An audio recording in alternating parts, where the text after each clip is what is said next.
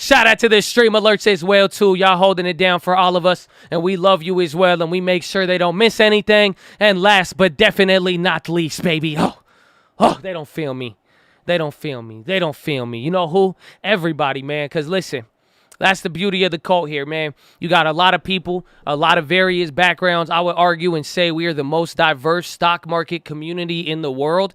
I don't think you could have this many Trump and Biden supporters in the same place. We got people from Texas all the way down to California, all the way down to India, Australia, Switzerland, wherever you want it to be. But it's beautiful. And all I could say is just thank you to everybody that makes it possible. And it's possible because everybody comes together. So it don't matter if you have a membership badge. It don't matter if you have a stream alerts, anything. We don't want a single dime or dollar from you. If you want to participate and you want to have fun and you want to learn and you want to contribute and you even want to work your way up, however it may be, nothing is required. All that's required is your attitude.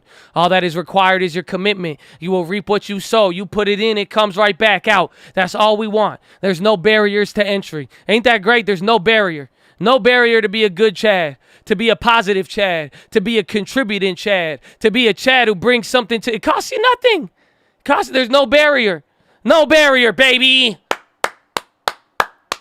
But honestly, God bless you and thank you for all of you who do come in here every day with that attitude. Regardless of the situation where you're at, you're going to buy me a house one day because we're going to make sure that you got enough to buy multiple houses. You know what I'm saying? They don't feel me. They don't feel me. They sleeping on the kid, bro. They sleeping on. They don't feel me. I need water. I sound like Blueface.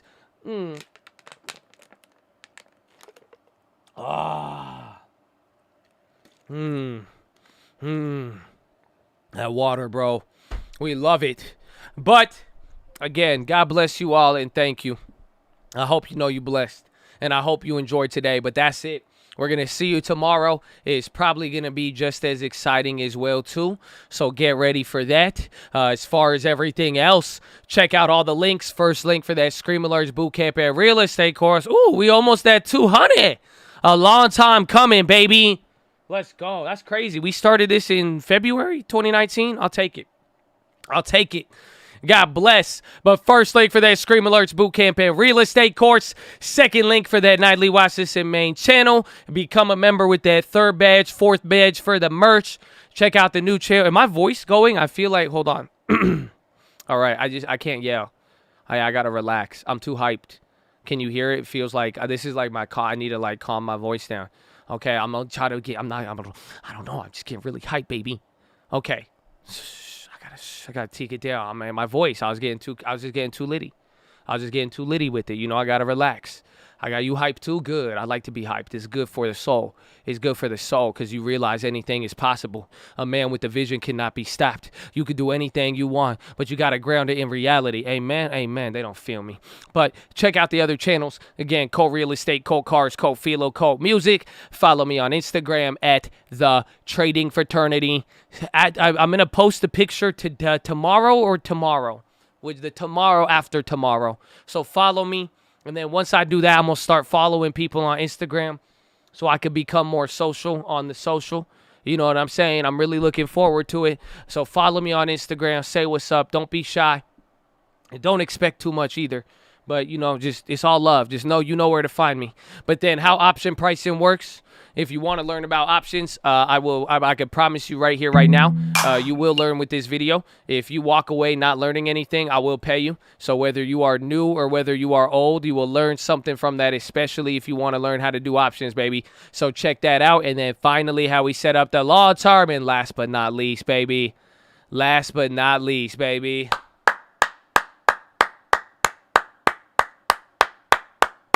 Woo!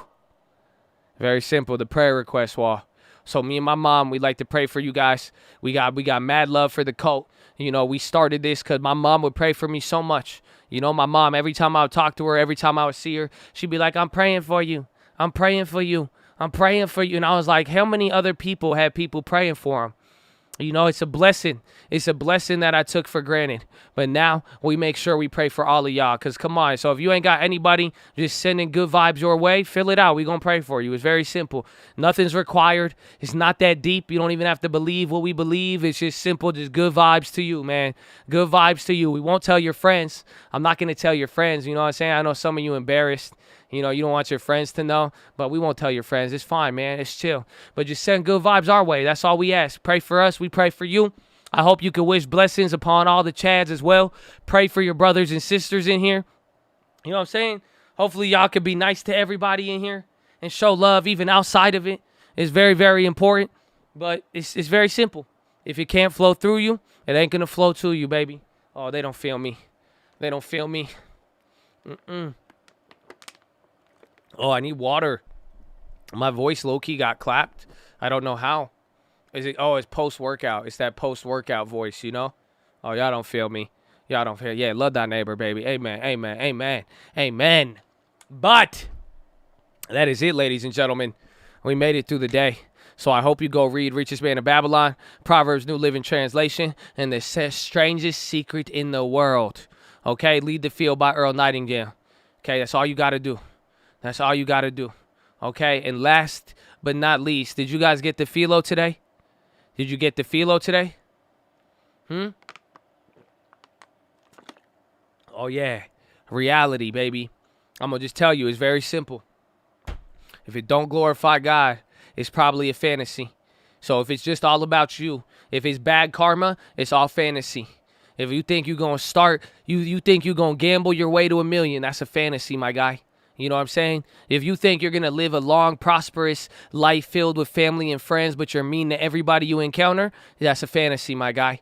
Okay? If you say you're going to start stripping now, to then one day you're going to start managing your money, nah, that's a fantasy, man. Okay? We got to keep it real with you. But the best part is, once you could differentiate and you could rein in between fantasy and reality, oh, your reality is going to be a lot better. And like we said, hey, man, that karma quality, clarity, that clarity, that's all we need. I'm telling you, the less fantasy, the more clarity. The more fantasy, the less clarity. Oh, y'all don't feel me. Come on. Come on. Don't make me lose my voice, please. It's only Friday, Junior. It's only Friday. Please don't let me lose my voice. I don't want to yell at you. I'm hyped, though. I need you to understand it. Please. Please get it. I hope you get it. Come on. Clarity. So you can stop being confused. So you can stop doubting yourself. And work. You see what I'm saying? Oh, come on. I want you to imagine. Let's aim it. Let's make it big. You see what I'm saying? Let's make it big. And imagine big and what's going to happen. But let's embed it in reality. Who's it for? Why are you doing it? Oh, come on. Why do you want that house? Do you want that house because it's going to make you look good? Or do you want a house so you can actually take care of your family? Oh, is it good for your family or is it good for your image? Oh, they don't feel me. I can't hold it in. Oh, they don't feel me. Come on. Come on. Come on. Come on. Let's go. Let's go. Oh, let's go. Let's do it. So it's very simple, man. And it's a blessing. It's a blessing.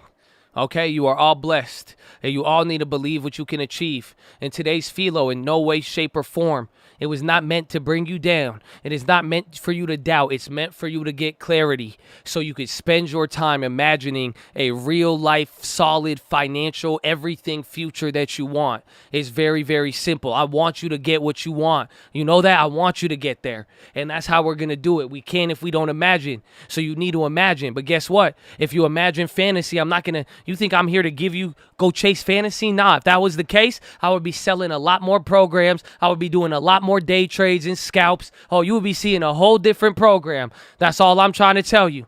It's very, very simple. Okay? You need to have the reality, but you need the imagination. You find that balance, we get a lot of clarity, baby. Oh, they don't feel me. Come on.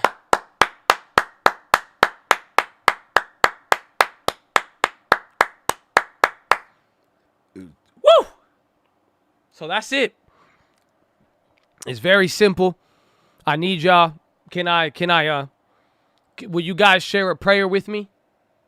Will you share a prayer with me? Will you share? I need my Jesus MLM people so we can lobby the Lord. Are you willing to come to prayer with me today? Can you approach God with the same prayer I'm going to approach him with? Can you do that for me? All right, this is what we're going to pray for. We're going to pray for continued endurance on the discipline. That's all. We need to pray for the discipline and say, God, I want to be disciplined. I like being disciplined, but it slowly starts to wear off. And whether it's a couple years ago or right now, day 2 is harder than day 1. Always. Day 1 on discipline is easy. Day 1 on discipline is easy.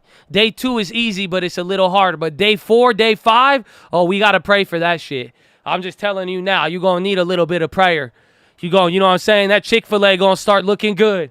All those pictures on Instagram, you're going to start clicking on some of the ads. You're going to be like, maybe I want to make 20,000 this week. You're going to be careful. Day 1 with discipline, it's easy. Day 5, oh my God, you're going to fully have your portfolio in Neo if you don't pray. Come on, baby. Let's do it. Let's do it. So that's the prayer. So let's go. Let's hit God with it today. I love it. Okay, but that's it. That's the day today. Send an email, corealestate@gmail.com. We are having the real estate call, whether I'm there or not. I know it is in good hands by some of the OG killer squad, you know. These guys have met me too. Tyler used to come over to my house all the time. I got to go to Tyler's wedding. I got to watch my man get married. It's crazy. I went from watching him go from trying to trade penny stocks to damn getting married and having a real estate business. Imagine that. It's been a long time coming, baby. It's a long time coming, and these are the guys, they're giving back just as we have in an awesome way, and I'm very, very humbled by it. So send an email if you want it, but honestly, there's nothing that's going to come out of it if you're not going to work, okay? So let me be real with you. A lot of careers have been started, but a lot of people have wasted their time in real estate, okay? It's very, very simple. That's all. It'll work if you work it. If not, then you know what I'm saying? Like, that's fantasy. You see what I'm saying? Like, to think you're just going to join one thing with real estate and that you're not going to give it a commitment and effort and you're going to start making $20K a month, that's a fantasy. But if you really want to come and learn and actually be surrounded by people who've done it, well, nobody's asking you for anything, no one's upselling you on nothing, it's just like there's a reality there that you could do good in, and when, you know, we just made sure that the ladder is there. So if you want it, it's yours. If not, though, don't even trip on it. You will find your way, my friend. But that is it. I hope you guys enjoy today. I'll see you on the watch list, and don't ever forget why we're here. Why we keep going, why our head's in the game, why we want blessings, why we want discipline, why, baby? Finger to the sky, baby. To God be the glory, and through the grace of God alone. Amen. Amen.